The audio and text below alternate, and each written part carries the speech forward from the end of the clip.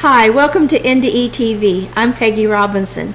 Today's guest is Andy Petro, and we are going to have a marvelous conversation about his near-death experience because he had also drowned as a child. You were a teenager, correct, Andy? Yes, I was a senior in high school, 2 days before graduation from high school. We were on a class picnic, our last outing as a group of friends, and I was swimming out to a floating platform where my friends were, and halfway to the platform, I got cramps and went down and bobbed up to the top once or twice. And they thought I was just clowning around. And then then I went down for the last time and got deeper and deeper. And this was in Michigan in June, so it was still really cold there. That lake was ice cold. I was shivering and gasping for air. And I was telling myself, if I just have one breath of air, that's all I wanted. One breath of air, and then it's okay. But I couldn't. And then all of a sudden, I found myself, I could feel weeds, wet, slimy weeds, which is near the bottom of the lake. And then I dropped farther. And when I hit the bottom of the lake, I hit in a sitting position. So I was sitting, and I thought, oh, this is great. I'll just push myself to the top. Well, I went to push myself. My hands got stuck in a muck. Oh. Not only am I sitting at the bottom of the lake, every cell in my body screaming out for some oxygen, now I'm stuck. And then I hear a voice in my head say, Andy, called me Andy. Voice said, Andy, you have to relax. You need to relax for just a moment, and then I'll let you go on with your struggle. I said, no, I can't. No, there's no relaxing in this thing. I need to get some air. So the voice says, no, I promise you that if you relax for just a moment, if you just let go, everything will be fine. And I said, do you promise? And the voice said back to me, yes, I promise. I said, okay, then I'll let go. And the moment the word go formed in my head, I hopped out of my body and into a tunnel in what I call a moment of no time. It wasn't a second, it wasn't a millisecond, it was now I'm stuck in the lake at the bottom of the lake, and now I'm in the tunnel. And I looked and I could see my body down in the lake. But I was filled instantaneously with so much love, unconditional love. And I imagine it's such a relief not to have that pain, to be in that struggle. And I was no longer freezing and shaking. I was warm. It was like I was standing in front of a fire after walking through the snow. It was just, and I was so happy that even though I didn't have a face, if I had a face, there was a smile that would not stop. It was so wonderful. And when I looked down again and saw my body, it was, well, it's like a body. That's me, but I'm not there anymore. And I didn't care about anything. I didn't care about my life. I didn't care the fact that I was dead. I didn't care about the fact that I didn't even start my life yet. I'm still in high school. None of that made any difference. I didn't care about anything because I was home. I was in the light. That transition, as I'm saying it right now, I'm feeling it. Yeah. Even though it's been over 60 years, every time I talk about this, and it's the only memory I have as an old person that never changes. I've said this story thousands of times, and it's probably the same word for word, because I don't know where it is in my brain, but it's stored somewhere in there, or maybe directly connected to the light, but it never changes. It's not embellished, and it's not forgotten. It's almost word for word. Yeah, and why would anybody embellish? It is too much as it is.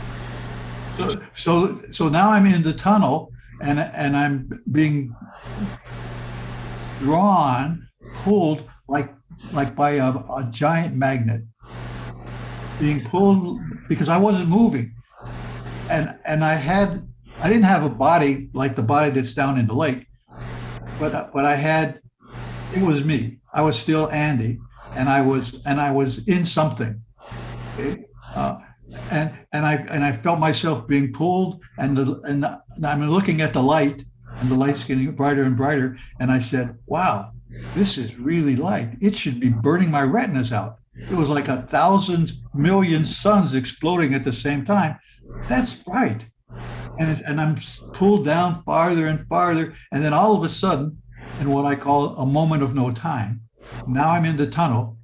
And now I'm in the middle of a giant sphere, bigger than a coliseum, bigger than a football stadium. See, that's unusual that you were in the tunnel next, not first. Yes, that's right.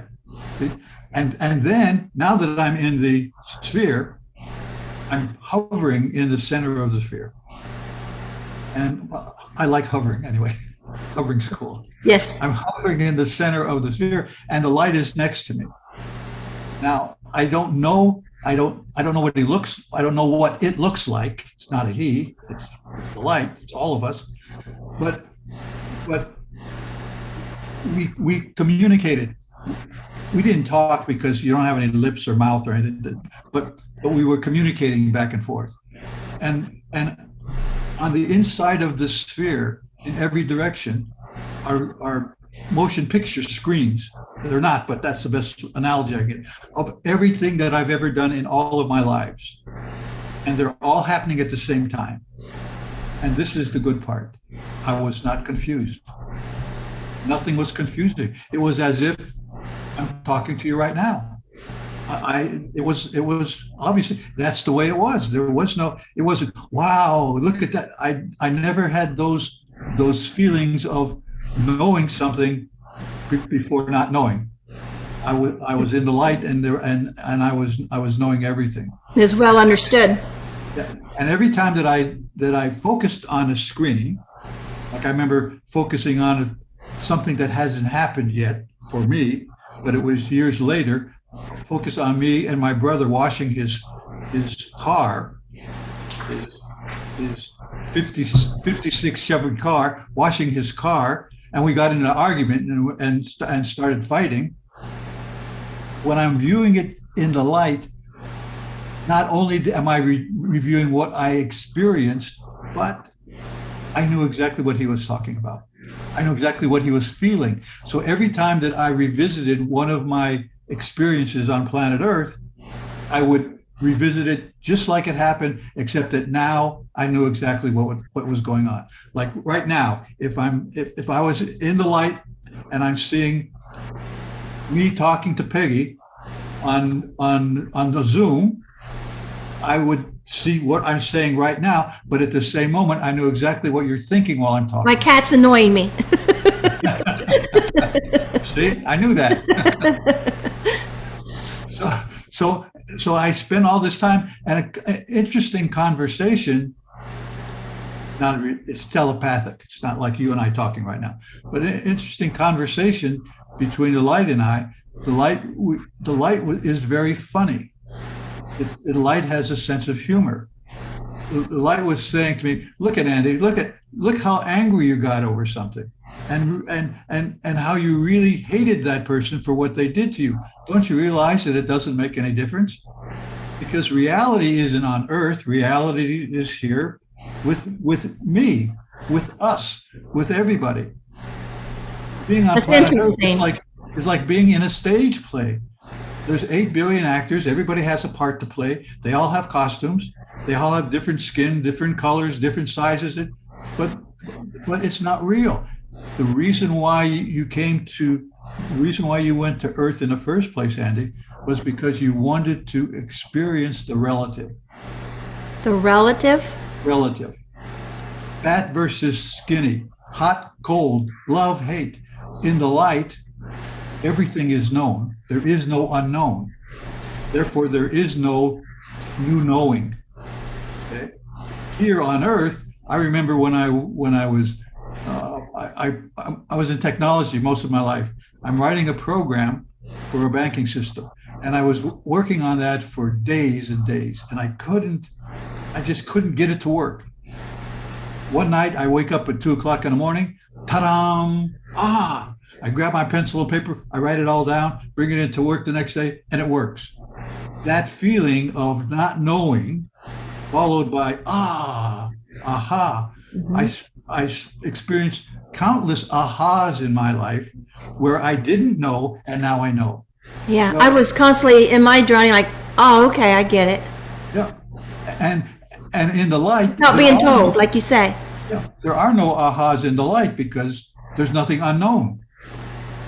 And the Right. light said, you, in order to experience the relative, you need to lower your vibration so you can be born on a planet in some universe. It has countless planets, countless universes to experience that. And then when you experience it, that experience is added to the experience of the whole. And now all the other pieces of God or pieces of the light, okay, all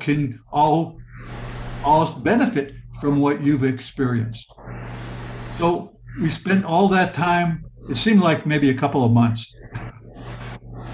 I was only in the water 10 to 12 minutes, 12, 15 minutes max. Otherwise, A long time. and I to this day, I don't know who found me. I don't remember being dragged from the bottom of the lake to the top. I don't remember being pulled onto the beach. I don't remember being laid down and turned over. And I don't remember somebody getting on top of me with my head turned to the side, trying to get the water out of my lungs like they used to do in the old days. That was before CPR. I don't remember any of that. The next thing I remember is I'm with the light, and the light is telling me, Andy, you have to go back. No. There's no way I'm going back. I'm sorry. I'm sorry. I'm here. You're not getting me back right now. And the light says again, Andy, you're going back. And I said, no, I don't think so. I'm not going back. And the light says for the third time, Andy, you're going back. And when I heard the K in back, in a moment of no time, I'm stuffed into my body. Oh my God, I'm back. I was so sad. It was horrible, the pain of being back in my body. And I was thinking, how could the light do that to me? The light allowed me to hold the universe in the palm of my hand, and now it stuffs me back into that old broken down body.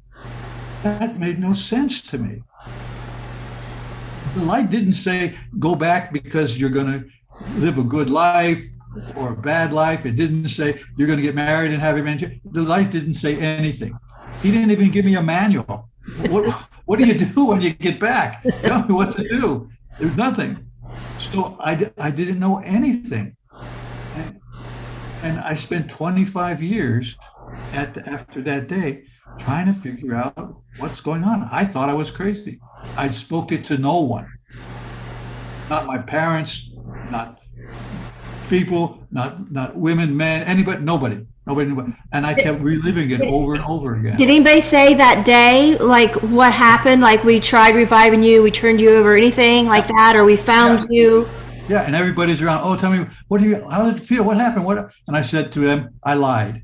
I did the first great lie, and I lied for the next 25 years. I lied and said, I can't remember anything. A complete blank. And it was anything but a complete blank. So they were able to tell you how long you were out, and like them finding you and what they did. That's beneficial. And I knew what time it was once I got back there, and it was something like 10 or 12 minutes, something like that. And everybody was so happy. Oh, we thought you were dead and all that. And I said, I don't know anything. All I remember is sinking down, and then the next thing I know, I'm up here. I missed the whole 5,000 years I spent in the life, whatever that time frame was.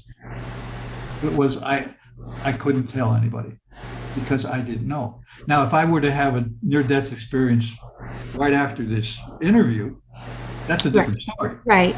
Oh yeah, no. But back then, 1955, they barely had color TV back then. I had no idea what was going on and what I should do.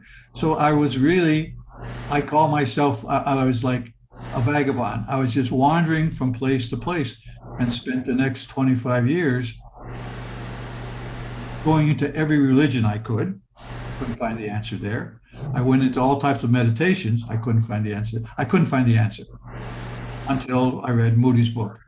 That was the answer. Anyway, there's one other thing I want to talk about, which is this part.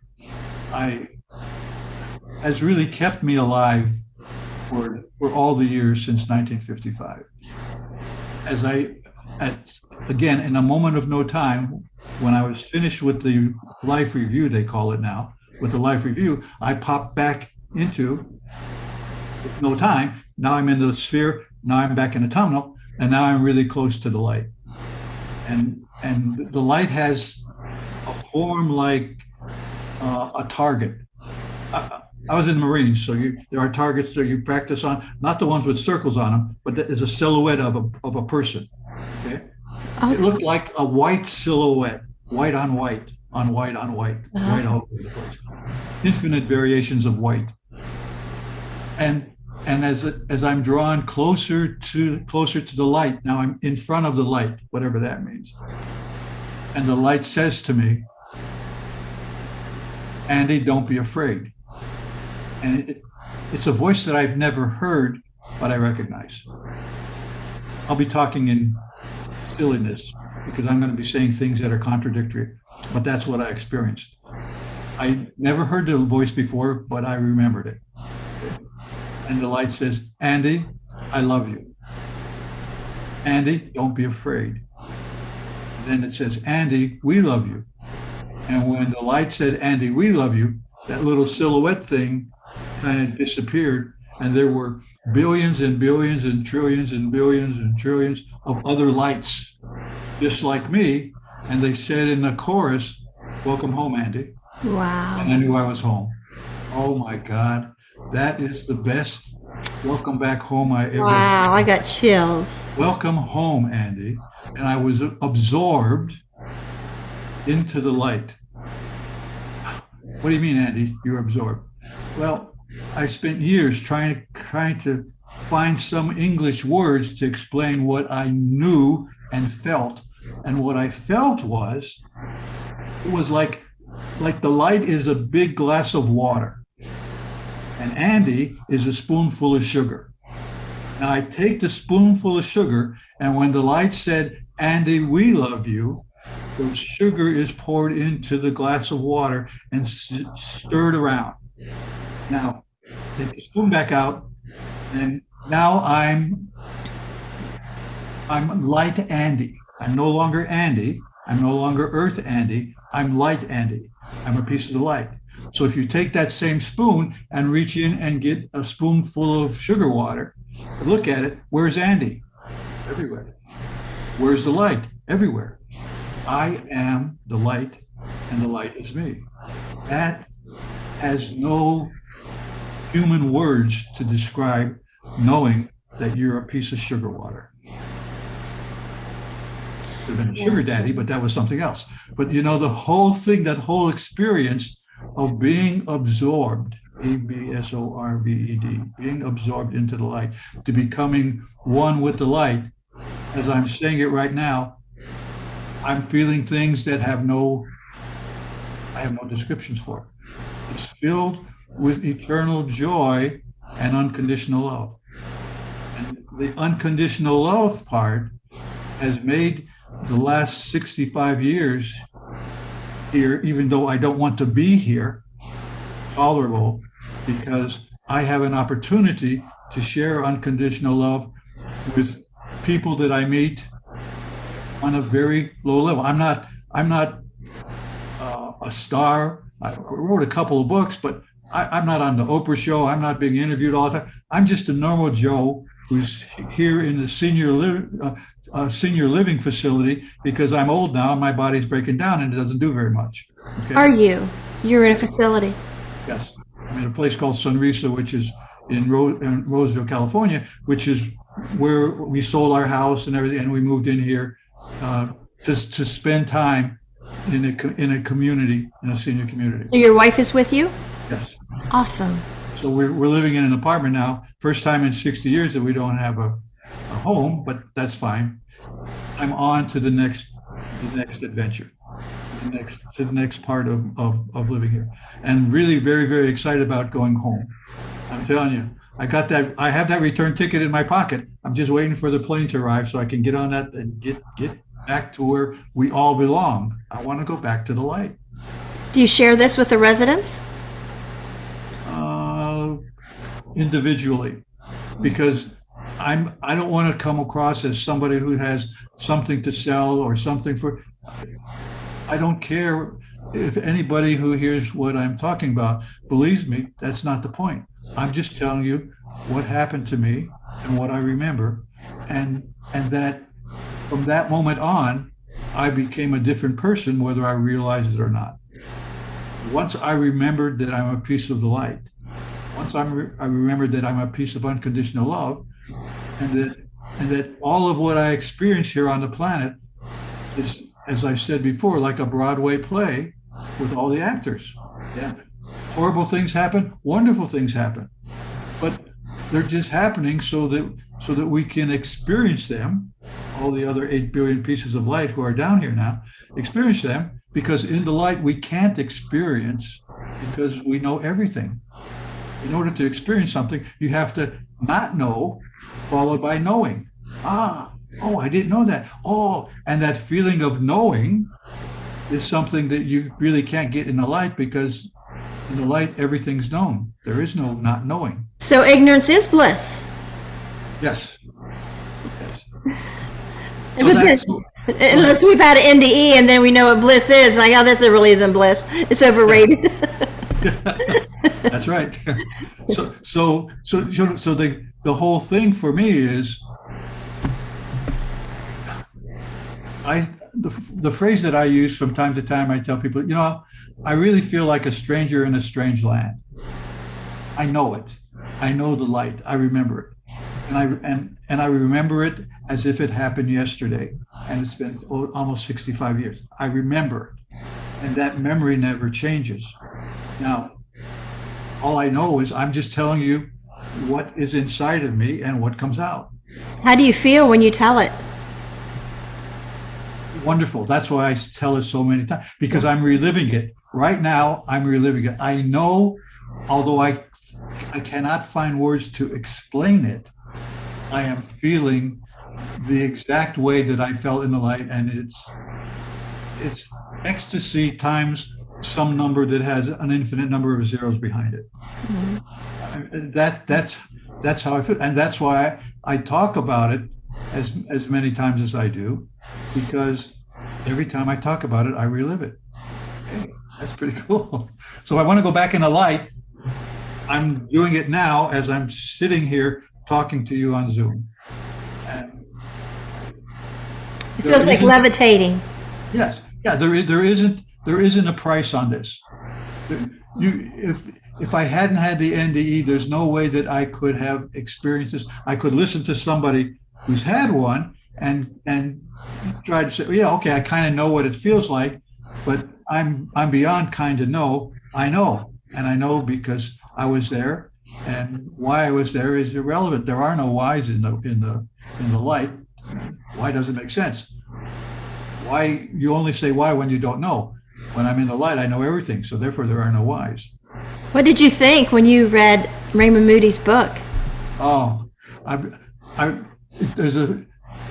was coming back from a business trip, walking past a bookstore in the airport. I was living in California at the time. And Raymond Moody, Life After Life. I just picked it up, looked at it. I had no idea what it was about. Life After Life, whatever that means. I put it in my coat pocket, went home. That night, after dinner, and getting ready for bed, everybody's going, I said, what about? Oh, I remembered I picked up a book. So I went to the closet, pulled the book out of my coat, and I said, Doris, go to bed. I'll see you. I just want to read it. It's only take me a couple minutes. I just want to see what it's about. I read the whole book cover to cover till 3 o'clock in the morning. And I hadn't cried in many, many years. And tears were coming down my eyes because, my God, I am not crazy. That feeling of spending years thinking there was something wrong with me and realizing that I'm one of the 5 or 10% of the humans on Earth to have this experience, and I still remember it 20 some years later as if it happened the day before yesterday. Wow. I mean, that was, I run out of words to explain how I felt now that I knew that I wasn't crazy and that this really happened. And now I knew that everything that I had experienced and everything that I remembered is true for me. I don't care if it's true it has nothing to do with anybody else. It is true for me. And it's my personal experience. And it has made my life over the last 60 years really tolerable when I don't want to be here. So one of the things that happened to me some years after that, I remember the first time I was walking down the hallway from the bedroom to the kitchen, and all of a sudden I felt this overwhelming feeling of joy. It stopped me in the middle of my walk, and I felt so wonderful, and it was almost like I was back in the light. That feeling of complete bliss, unconditional love, and everything is fine because it is the way it should be. There are no questions, there are no concerns, there's just love. And it froze me in my tracks. I just stopped there in the middle of the hallway. And I don't know how long I was there, 5 or 10 minutes, some amount of time. It was early in the morning.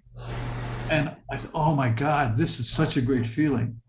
And then after so many minutes, it went away. And then I continued on. I said, wow, that was the first time that ever happened. That's just a feeling of unconditional love and joy that I could feel. It's almost like I could touch it, almost like I could put my hands around it. And then about a month later, it happened again. And from time to time, over the next year or two, it would happen sometimes for 2 minutes, sometimes for a half hour, sometimes for 30 seconds.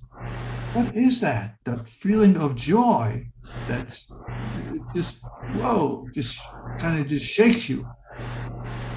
And so then I said, well, maybe is there a way that I can have that on demand rather than just wait for it to occur? And that's when I thought, I remember when I was with the light said that unconditional love means that we are all one. We're from the same stuff. And everything that exists is made from vibrating strings of unconditional love. And therefore, if you want to experience that, you need to practice to emote unconditional love from yourself. Meaning that I love you, Peggy, regardless of what you do, what you say. You could take this interview and trash it and do whatever you want. It doesn't affect the fact that I love you unconditionally, because unconditional love says, I choose to love you because you are a piece of me and I am a piece of you, because we're all made from the same stuff. That's what the light was telling me. There is no difference. We have different costumes, we wear different clothes, we do different sex. We have anything that is different is irrelevant, because underneath it all, when you take the costumes off, when the play's over and everybody's leaving the theater, we're all one. We're all the same stuff. So then what the light said to me was, Andy, why don't you do small pieces of unconditional love to people that you happen to meet that have it's not instantaneous. So I started doing that. If I went to the supermarket and I'm waiting in line, and the supermarket clerk is standing there, and she's been there all day, and she's had one rough day, and I can see that, and it's my turn, I put the stuff on, and I try to say something, to do something, to smile, to make her feel just a little better. And when I do that, when I can see that I spent 15 seconds trying to make her day better, and I don't know her from Adam, and I can see her smile because I was able to give her 5 seconds of smile in a day that didn't go right, then I feel that unconditional love again. It just whooshes down on me. And I don't care about who's sitting back of me, what's going on. I'm focusing on this one person that I don't know, and I want to love her because she's a part of me and I'm a part of her, and we're all part of the light. Wow. that makes the days go by much better than they did before I got into doing that. And I still do that today. And the light said to me one time, he said, the light, not he, it's a light. The light said, okay, what I want you to do is practice that, which I finally did after years. It didn't happen instantaneously on Earth in Earth time. And anyway, it's the one thing that I got from the light. Well, actually, two things. One thing that I got from the light that I'm able to practice on a daily basis.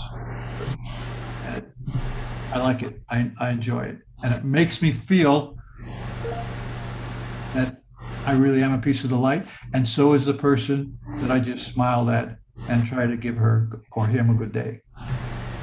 That makes sense? Yeah. Yeah, because like I said before, like when you're angry, how does that feel? I feel it's awful.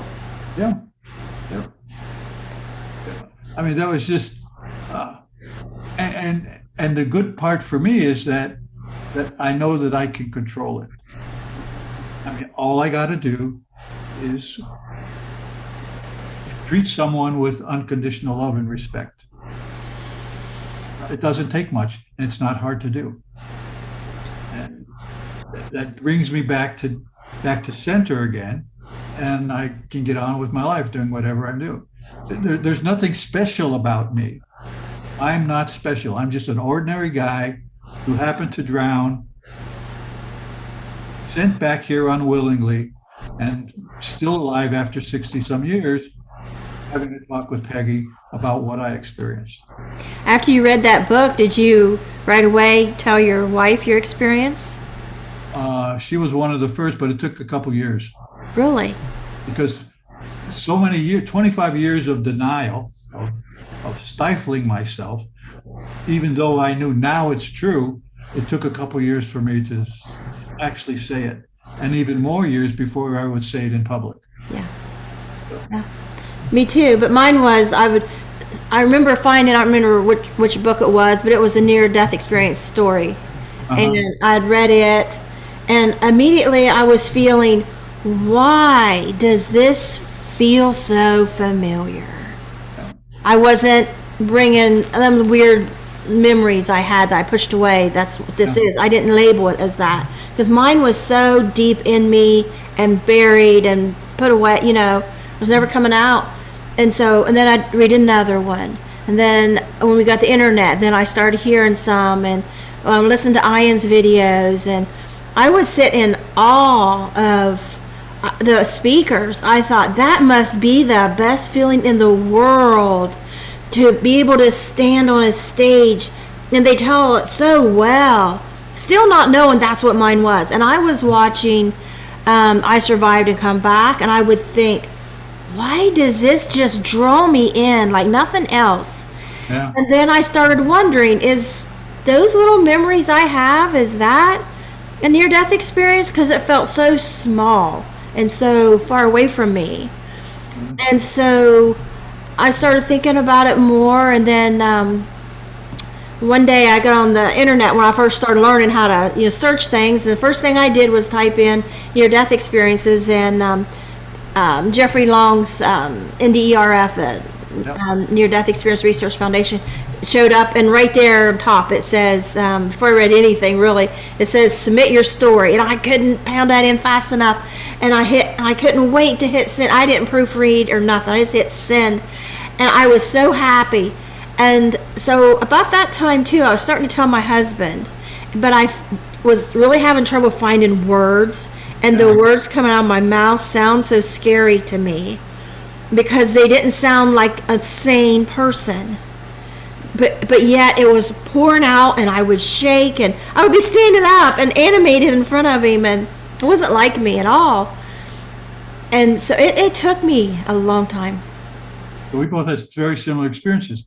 Once I understood, yes, this is true, I'm not crazy, it did happen, and it took a while for it to get to that point where I could have, like obviously having this conversation with you is not trivial. It's, even though I've done this many times, it's still difficult to do it because I know that there are people who are going to hear this that are going to say, guy's bonkers. They don't know what he's talking about. But I'm after all these years, I know that I don't care. It doesn't make any difference to me. I know what's true for me, and if you want to hear it, hear it. You want to share. But that's been the good part of it for me. Once I got past that. And I say, I had to believe it myself before I told anybody else. Yes. Like, I had to make sure this was true because I was doubting me. And then finally I come to the conclusion, you're not a liar. You don't make up stories. I have a short-term memory problem. Like if I was going to make up a lie, I would have to pull out notes and read it every, because I can't remember stuff like that. But, these experiences, as you know, it don't matter how many years go by. And I say they must be like, they are created not by our brain, but while we're just soul and away from our brain. And so they are timeless. The memory, it just doesn't fade. It stays so crisp and protected. Well, one of the things that happened to me after all of this now, I read the book and everything, and I'm going about my life. About 30 years ago, all of a sudden I wake up in the middle of the night, 2:00 in the morning, and I hear these things in my head. Words in my head are spinning around, and I try to go back to sleep and I can't sleep.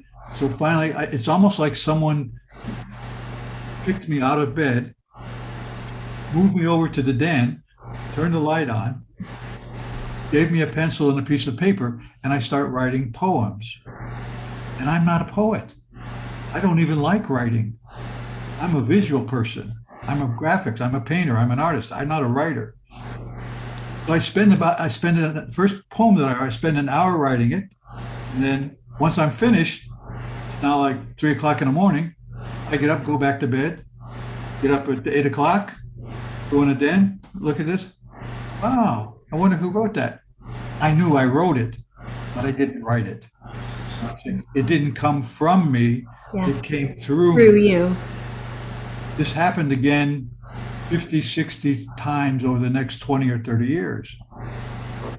Writing a poem. And I kept them all. And it went from writing to now on my computer and now on my iPad. And as the technology goes, but this is still happening to me. And then finally, one day, when we moved to another city, I got involved with a writing group. Even though I'm not a writer, so I brought my poems to it, and so they said, why don't you make a book out of those?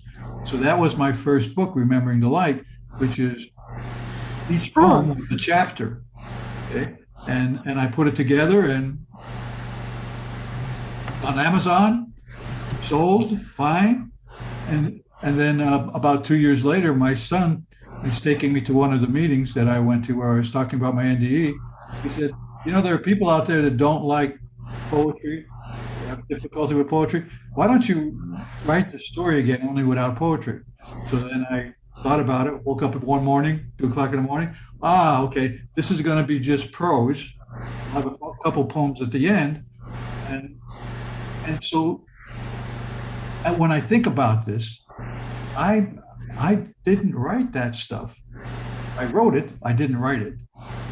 Obviously, that's from the light that has to come, because it was time for me to express what I'm talking to you about now on paper, in books and audio. And so I did that. And an interesting thing that I've read my books. I've read them. I've read both books probably, 500-600 times each. Every time that I read it, if I were to pick it up right now and go to chapter 1, as I'm reading it, obviously I know it by heart, to use Earth terms, but as I'm reading it, it's as if I'm reading it for the first time. And then as I was doing that, then I remembered that being in the light, you know everything. Well, isn't it boring? No, it's not boring, because in the light, every time that you experience something, even though you know it, it's as if it's the first time.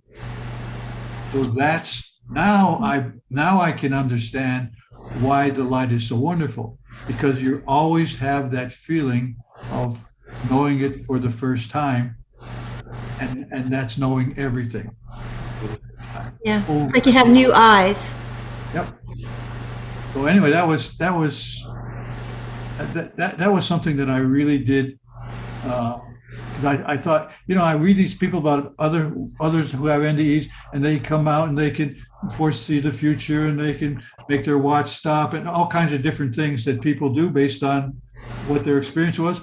And I said, well, I don't do anything, but well, writing poetry seemed like a silly thing to do, but it describes in another venue of what it was like to be in the light, be absorbed by the light. I did that too. I started writing my book one day, and then I don't know how many days into it. So I had mine done in 3 months. I just like woke up one day and it just was like there.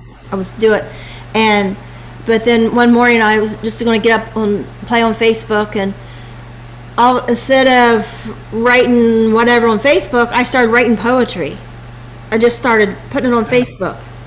And then I ended up, writing down to save them, and ended up putting them back in my book. And I read them before I had a book. I read them before my book was done. I had read it at Ian's conference.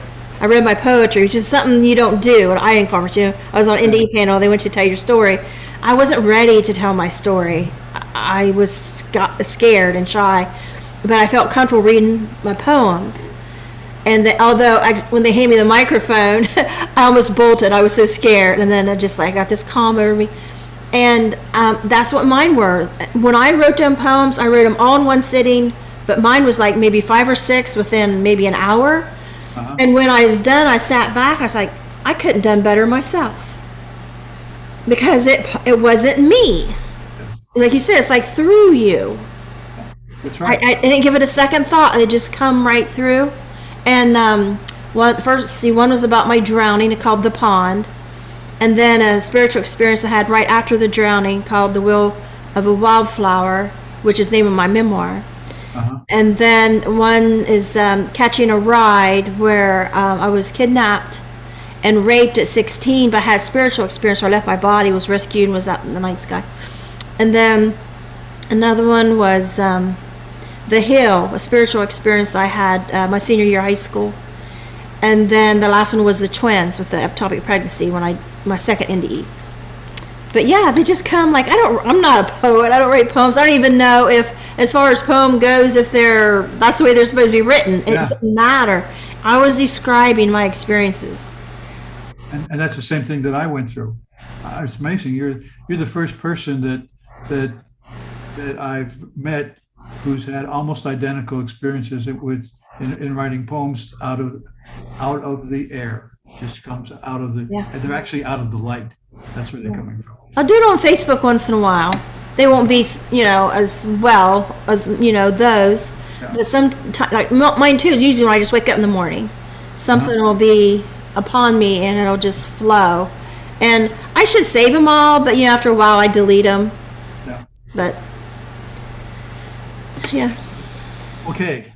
I get off topic.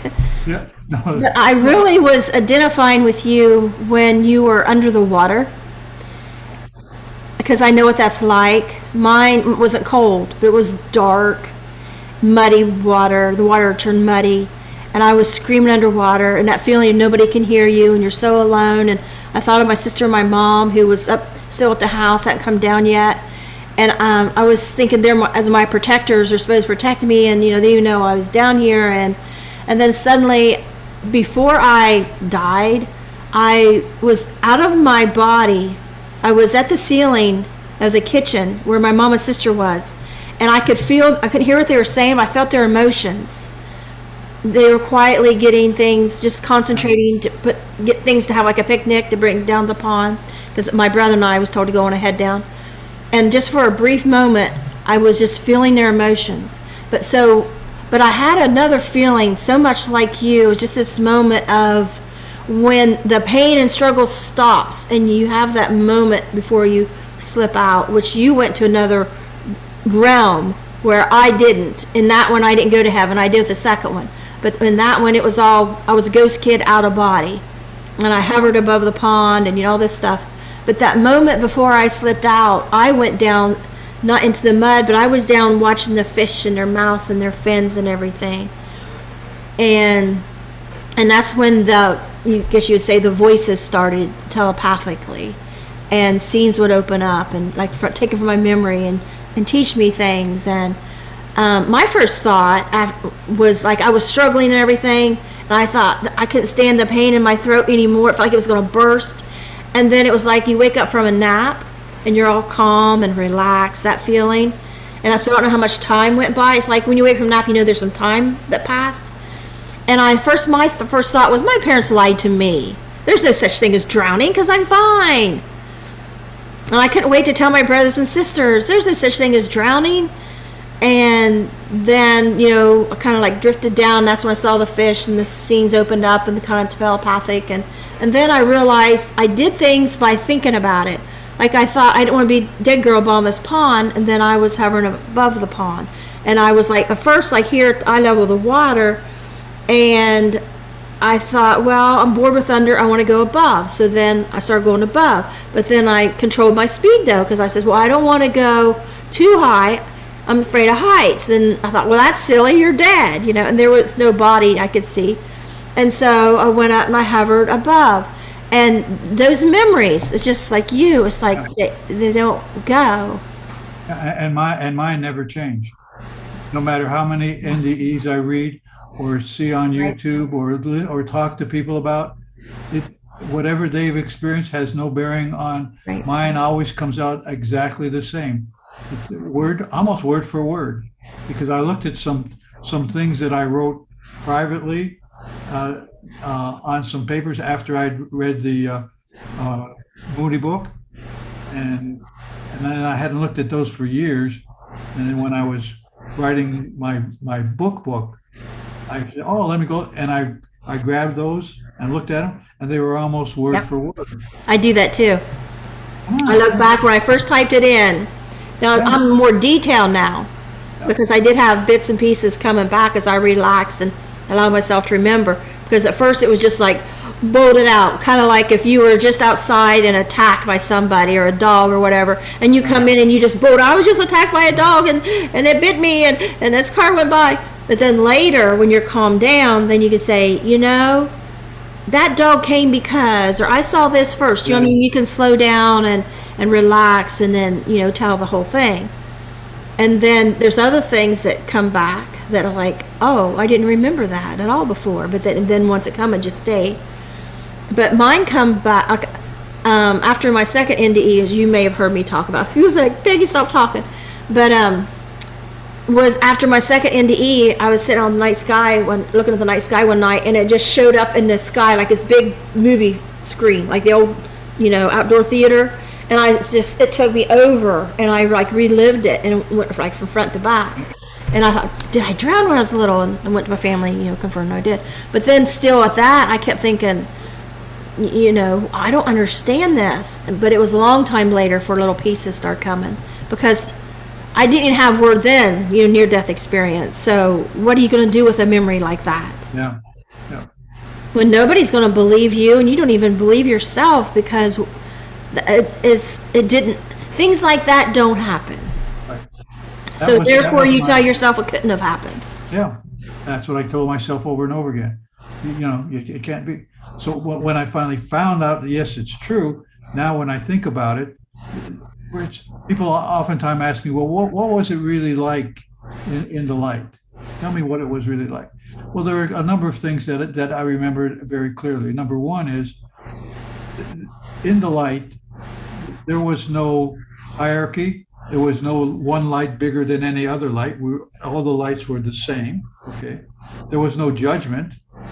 When I was doing life review and looked at some things that I did were really bad, they were just bad things.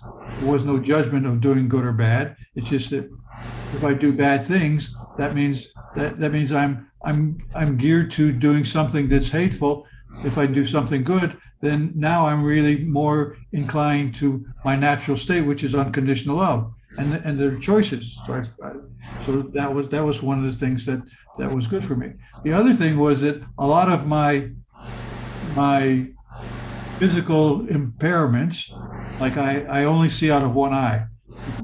Because of a birth accident, I never had vision on my right eye. Okay?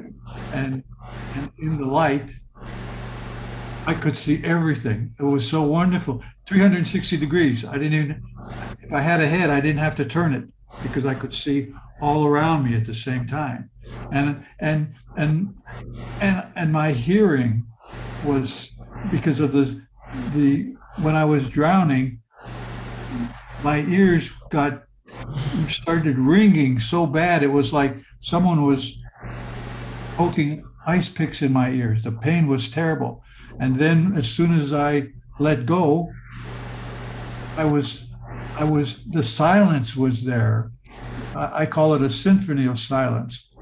In the light, there's so much beautiful sound and so much beautiful silence, where silence just is in an absence of noise.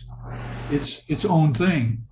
And that's why when I meditate, I go to what I call that silent space between my thoughts.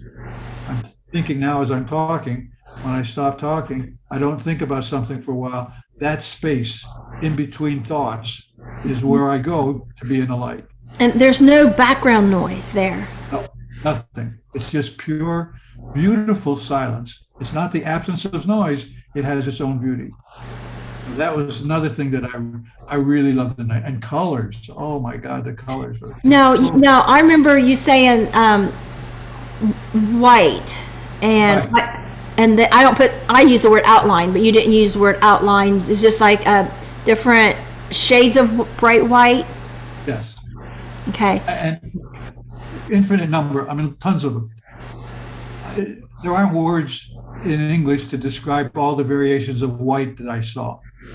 And how can you have, I don't know. I'm just saying that's what I remember. I remember seeing and the colors were fantastic, all very vivid, colors that I've never seen to this day on the planet. Was that in the spheres that you saw colors, or was there other things? All over, depending on, because I did other things. I traveled all over with the light. I moved from one galaxy, from one universe to another. I did a lot of things when I was in the light, even though it was only 10 minutes of Earth time. It was like countless minutes of time in the light. Did they take you to, did they, like others, how did you go to these other universes? It was very interesting because that's where I came up with the phrase "in a moment of no time," because now I would be out in outer space looking at the planet Earth. That's where I came from. And now I would be in some other galaxy looking at some other. It was, I didn't go there. I'm here and now I'm there.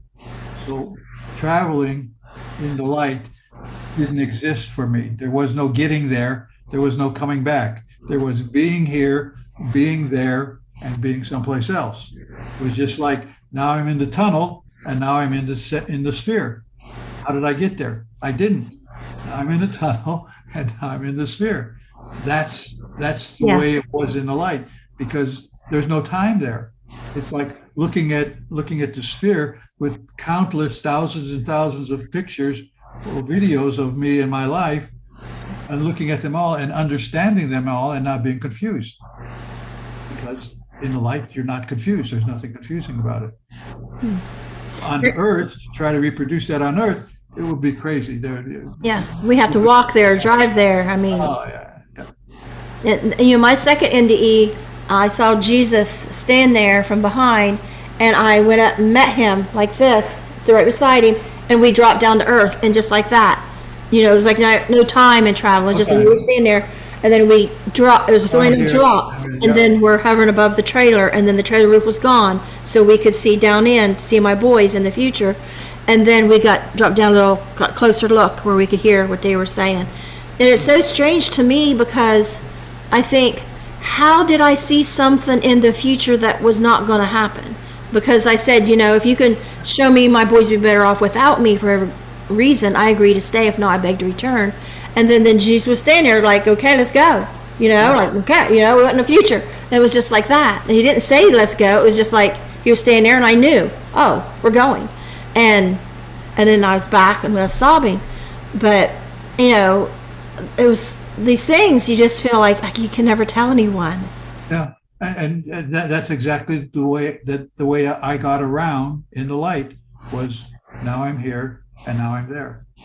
And when I try to explain that to people who haven't experienced anything like that, it doesn't make sense. How can you be here and then you're there without going there? Well, that's it. That's what I know. That's what I experienced. And it can't happen here. It can't be here and now you're in Hawaii. You got to get on a plane and now you're in Hawaii. So it doesn't happen that way. So do you name those beings, God, Jesus, angels? I mean, what names do you give them? Heaven? I just call it the light. The light, okay. Pieces of the light.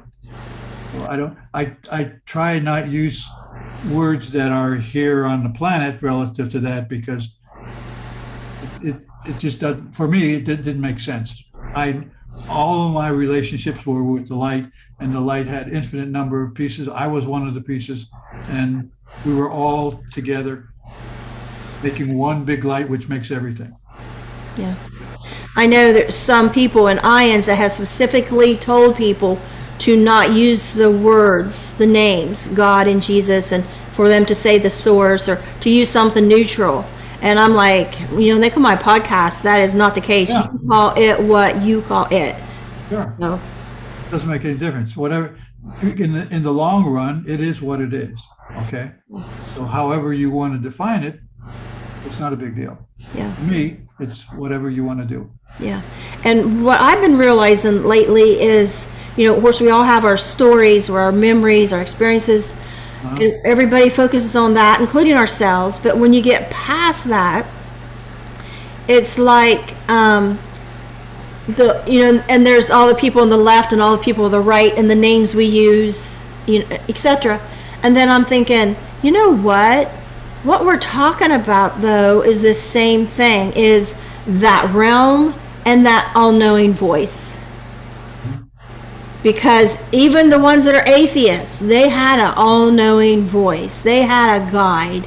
They had something happen to them that changed the way they continue on with their life, as if that person, I say God, that they knew exactly what they were going to do with this experience. So they gave them the experience they were meant to have so they would have I don't have the right word, the journey that they would on earth, I keep saying this today, I don't know why, for such a time as this, because I sometimes I'll just stop and I'm like, who was that voice to you? Who was that voice? And I think, and for me personally, that's just where my focus is now, is in that knowingness, being in awe of that knowingness of, the voice I heard. I said, that has to be God. I seen one sitting up front and center, an outline in the light, said that has to be God. So I addressed it as God. And I was Catholic at the time at 25, and I don't know what I am now, if I'm Catholic, what I am, but so I said to God, because we're talking very clear telepathic, and I heard a male, firm but loving voice say no. That was my time. The answer was no. I wasn't going back. And I'd never forget that voice talking so clear and firm to me that it just was my time.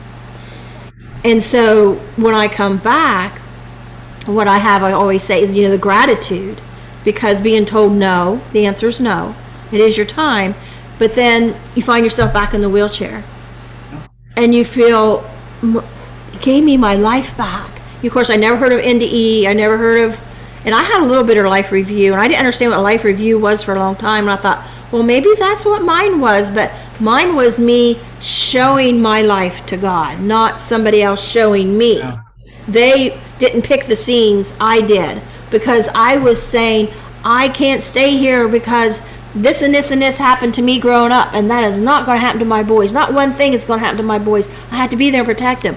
But when I was saying this and this and this, I was throwing out the scenarios and seeing them. And that's something I haven't heard. I haven't heard that from other people, and I haven't heard from other people that say, no, it is your time. The answer is no. Not heard that either.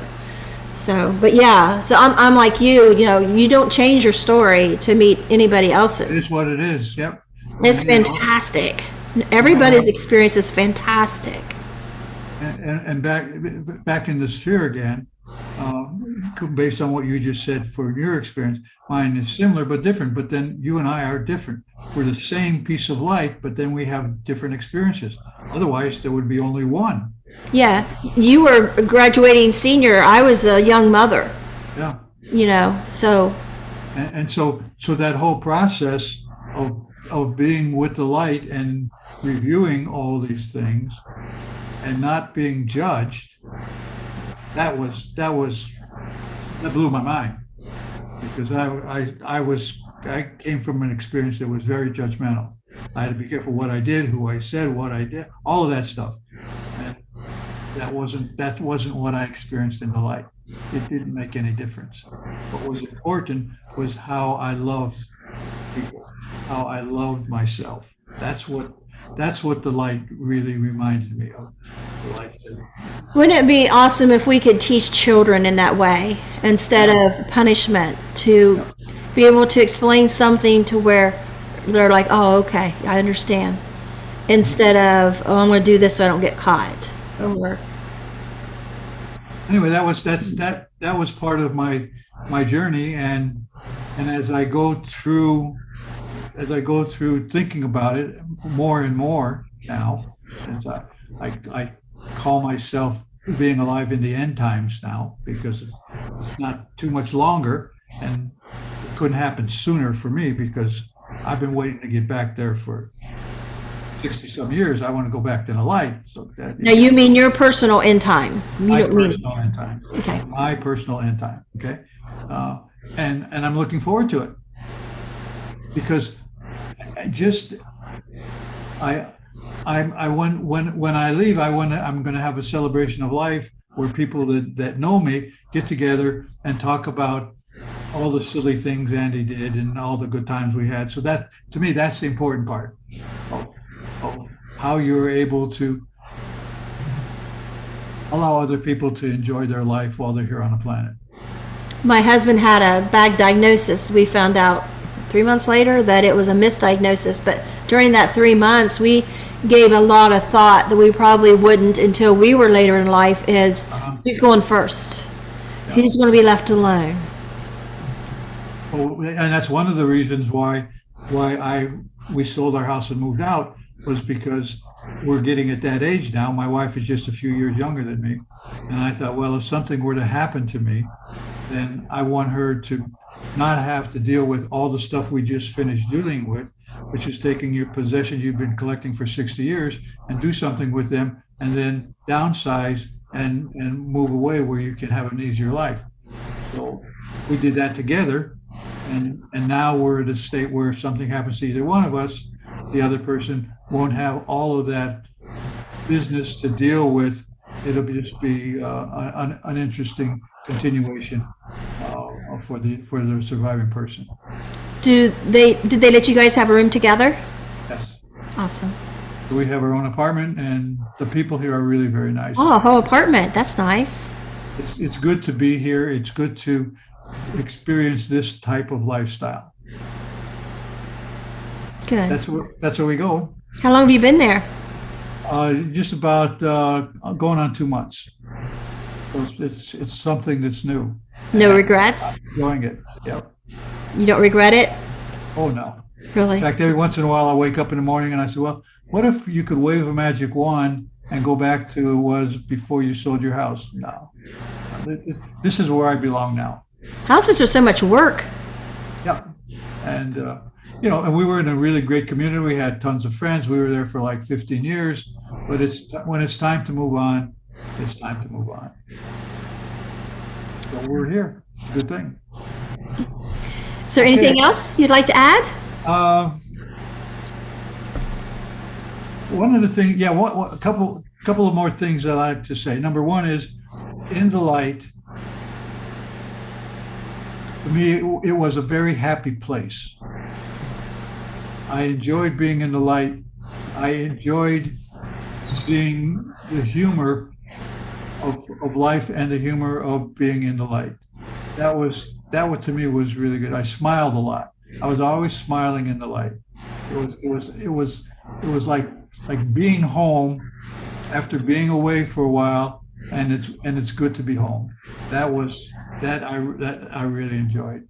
I also enjoyed the fact that the constant knowing, that feeling of unconditional love, which doesn't go away. I originally thought that maybe after a while it will get boring, but I was never bored in the life. That I don't think that word exists. It's really, I'm going back to where I came from, and where I came from was fantastic. And now I'm here for so many Earth years, and I'm going to go back, and then I'll go someplace else, and I'll go whatever. It doesn't make any difference.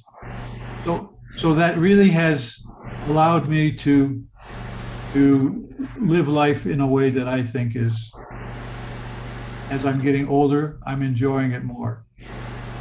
Can't ask for better than that. I'm like you in that I didn't see my rescue either, my drowning. I was out running around town, flying in out of houses and playing with kids in yards and stuff. And then next thing I know, I'm choking up water down my brother's back. And so, after my second NDE 20 years later, I saw this drowning, and I had to ask my mom, how did you, I said, I have two questions. Did I drown when I was little, and how did you find me? Because I don't see that at all. I mean, I really try to close my eyes, was I see anything? Nope, I see nothing. But I can see it in my mind now because she explained to me later. She said, first she says, I don't remember how we found you. And so I bug her, and after a while she's like, she says, I thought more about that. And she says, I do remember. She said, when my sister and her come down, and which I saw them from hovering above the pond. I saw them where they sat down, they put down the sheet, they were sitting there, they were rubbing lotion on their arms, and they were looking at each other talking. And I seen my brother on the board, he took from me, and that's how I drowned. And so I was just above the pond watching before I went off playing, or at the same time, I don't know. I think I did more things at once. But so I'm hovering above the pond, and I see that. So, but later she told me when I noticed, because I thought, they didn't even know I drowned. They're not even looking for me. And I think that's when I hightailed it out there. But she says, when I noticed you weren't there, I asked my brother John, where's she at? Where did you see her last? She said, go to where you saw her last and you find her. Like she's blaming him. I was 5. He was like 2 years older than me. I guess they're supposed to be babysitting me. And so she said he kept diving down until he come up with me. Oh. But when I come to, he was carrying me over his shoulder, and I'm dangling, and I can still see that pavement of the road as my eyes wake up. I can feel that water coming out, and it's going down his back. And I see my mom and sister walking the head because my head's dangling down. And he says, Mom, can I put her down now? Because I'm barfing on his back, and he don't like that. And they both turned at the same time, and Mom went, oh, yeah, and shook her head. But see, once he put me down, they went back to the house, and I stood there. I was too sick to walk home. Uh-huh. But I was told during my drowning that I wasn't loved by my family. So now I have this knowledge. Why would I go to that house? His family don't love me. I want to go back where I was. I know drowning really hurts, but I'm not going to fight it this time. I want to go back because I was flying and having fun, and I want to do more of that. And then an angel appeared and said, no, don't. And and it was also a voice, the first voice I heard after my drowning was her voice. But, so yeah, it's strange. No matter how much time goes by, and no matter how many other stories you hear, for me, sometimes it's just, I still remember how strange it all seemed when I first remembered. Like, how could this be true? And I have the same experience. And again, it is what it is, and I've enjoyed it, and I've helped a number of people who've heard the story. If it resonates with them, it's good. If it doesn't, that's fine too. It's my story, and I'm sticking We're to sticking to it. it. Okay. Right, All right. thank you. All right. Thanks a lot. Appreciate it. Bye-bye. Bye.